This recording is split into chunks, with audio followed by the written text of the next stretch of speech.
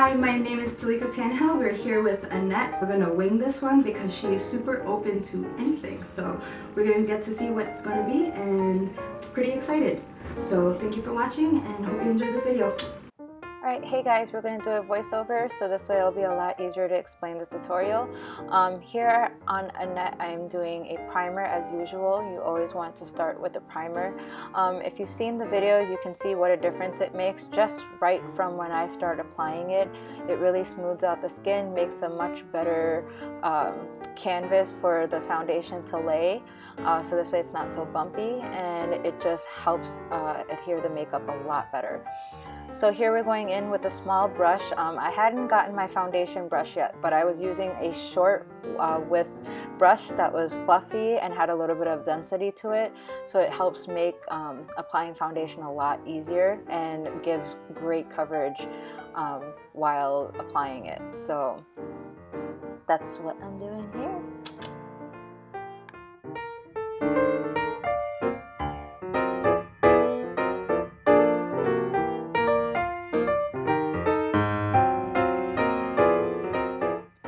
And you really want to make sure when you're applying foundation, I was really lucky to have my foundation match Annette. I know the lighting is really poor. Unfortunately, I wasn't able to get her in until later in the evening. So I had no daylight whatsoever, but I was working with what I had, and I had to shine a bright light in her face. But yeah, definitely make sure that your color match is really good. It doesn't show so much on here, but it really did fit her perfectly, and that's why I also make sure that I blend it into the neck. And then here I'm applying a transparent setting powder, because when you get the colored ones, it kind of helps change the color of your foundation, and I'm not a fan of that. So alrighty, so I already cleaned up her eyebrows before starting the video. Now I'm just filling them in with a brow pencil. You want to make sure that you have everything aligned really well, symmetrical to each other. You want to also make sure that if there are any gaps, you are filling them in. Don't press too hard. You want to do small light strokes, so this way it doesn't look harsh at all. You want to try to achieve the most natural look possible. They don't want to look drawn on. And then of course make the tails a lot lighter than the fronts, and then in the very front of the eyebrows you want to blend them out with the spoolie, because again it'll help make it look more natural than having a blunt line.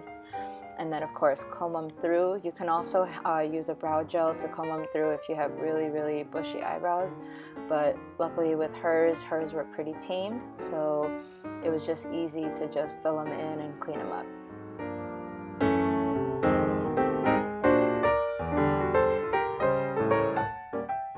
Alright, so now we're going to go in with an eye primer. So again, I'm using an eye primer with a brush just to kind of help us have a good base to lay down the eyeshadow.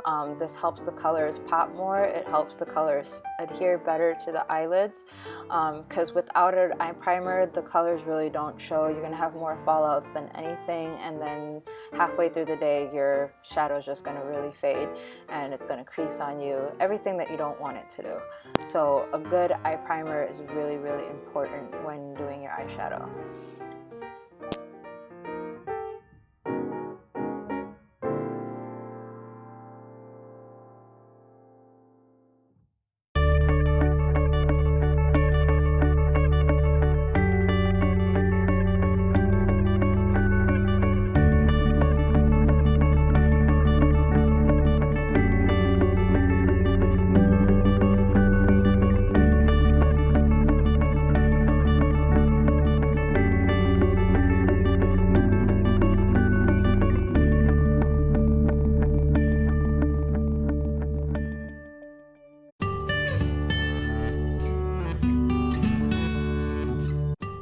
Alright, now I'm going to go in with my eyeshadow palette using a pearly beige color. I'm going to cover this over her whole crease area, a little bit onto her eyelids, because this is going to act as our base, and then I'm going to build color on top of it so this way they blend really well.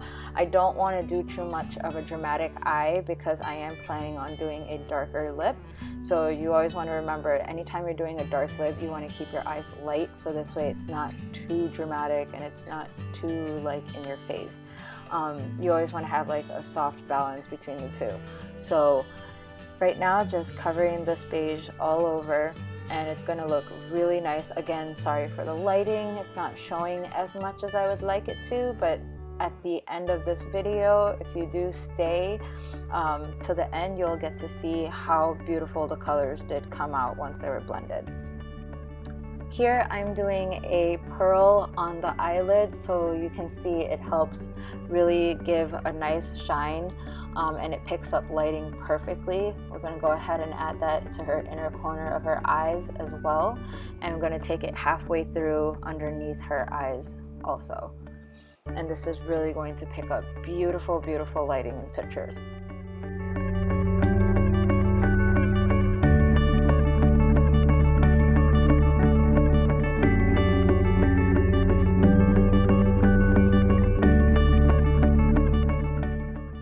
Alright, going in with a dark chocolate brown eyeshadow, I'm going to do a eyeliner on her eyes, and I start from the middle and drag out the tail, drag out the wing, sorry, and then I'm going to go ahead and do the same thing to the other side. Again, I'm not trying to use a liquid liner because this was supposed to be as subtle on the eyes as possible because the lip was going to be really bold.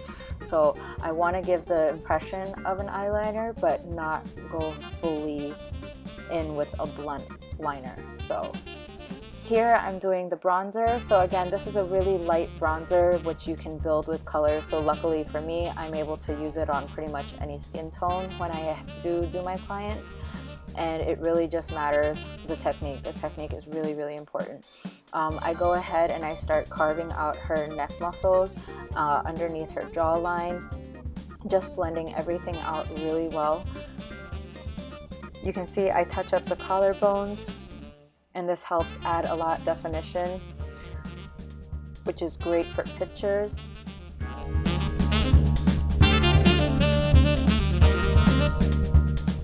And just make sure that everything is symmetrical when you're doing all the sculpting. And then I'm going to go ahead and do her chin as well. And this again helps cast really good shadows. It helps add a lot of depth underneath the jawline, and they turn out really pretty in pictures. Again, the lighting doesn't do much justice here in this video, unfortunately, but at least you're getting to see the techniques that I'm using. And the camera went out of focus. Sorry. So just like my last makeup tutorial with Sam, if you have seen that video, go ahead and click over to that after this. You'll see this is the same thing that I did here with sculpting the nose. Sometimes I do it to fix any flaws I feel that are in my nose, but for Annette here, I'm using it more to cast certain shadows to bring out her nose a little bit more. It adds a really beautiful shadow that looks great in pictures, it looks great in person, and it doesn't even look like you have any makeup on. So making sure that you have a good bronzer to do this. Sometimes you can use a matte tan eyeshadow, as long as it doesn't have a shimmer, and as long as it's extremely light where it's buildable, it makes the perfect sculpting shadows. And you can see the difference, look at that. Looks gorgeous.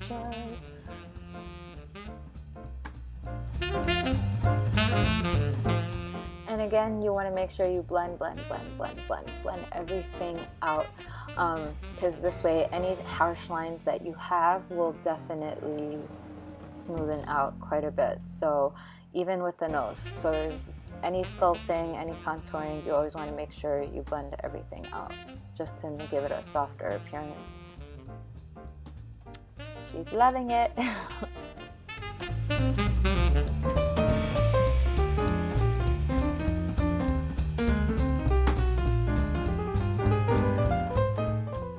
Alright, in this palette I had a highlighter, a blush, and a bronzer and then just a transitional color. So I'm using this to do her blush and contour at the same time with a little bit of a highlight.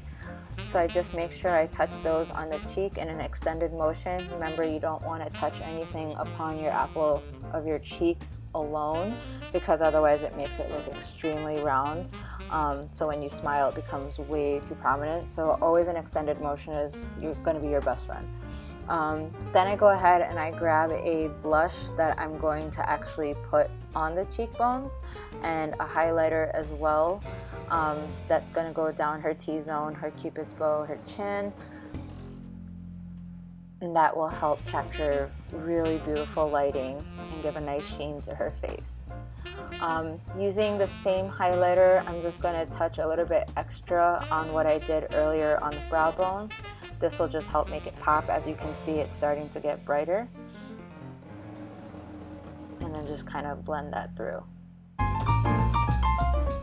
I don't know if you guys have guessed yet of the kind of look that we're doing, but I'm not going to spoil it. I'll save it for the end. But this was a lot of fun. She had a great features to do this look, so I'm glad I saved this look for her.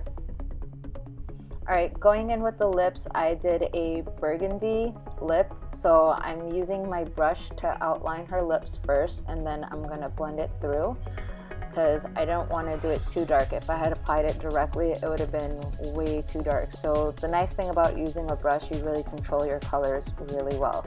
I am going to do an ombre lip on the bottom, just to kind of give a little bit more dimension to her lips. And this is a great trick also. If you have small lips, doing an ombre lip is a really great way to make your lips look fuller.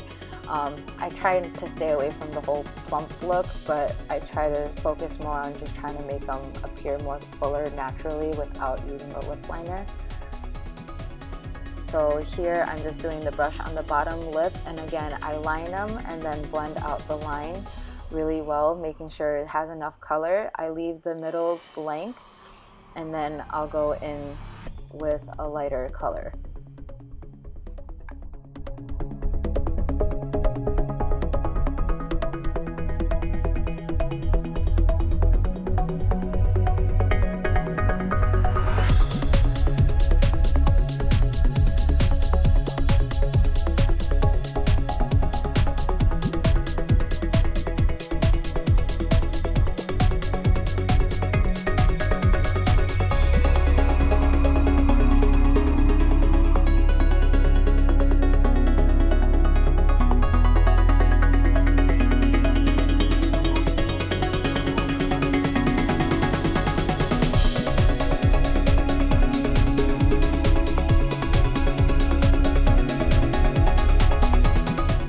So now to achieve the ombre, I do a light pink, which has a tint of a very subtle periwinkle purple in it. I'm going to go in with my brush that I've already cleaned off and just apply that to the center, and then I'm going to blend out the edges really carefully, because you don't want them to mix too much, otherwise it takes away the whole purpose of the ombre.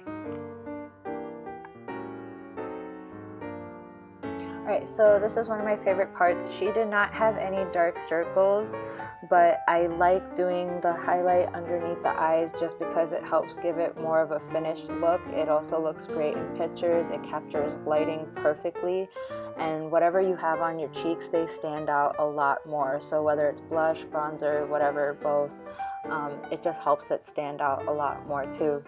And it just draws more attention to the eyes. So it's just kind of playing tricks with the eyes of how to capture lighting and all that. So I mean, makeup's like an art form for me, but it's just one of my favorite tricks to do. And then I go back in with the highlighter just to make sure the concealer did not cover anything that I had already applied. So just kind of retouching up everything again. And there we go.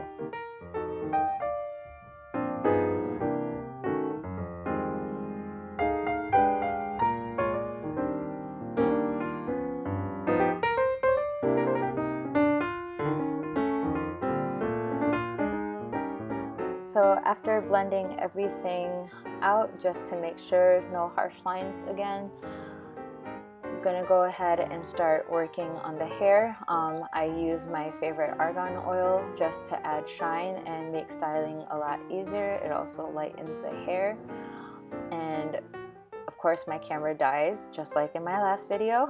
It happens to die right when I need to do hair. But either which way, we ended up doing a classy bun, really simple, and if you guessed it, yep, we did a classy look. As you can see, the colors showed up on the eyelids perfectly, and this is a gorgeous old style classy look, which I'm always a fan of, and she was the perfect client to do it. Hope you guys like this video. Thank you. Bye.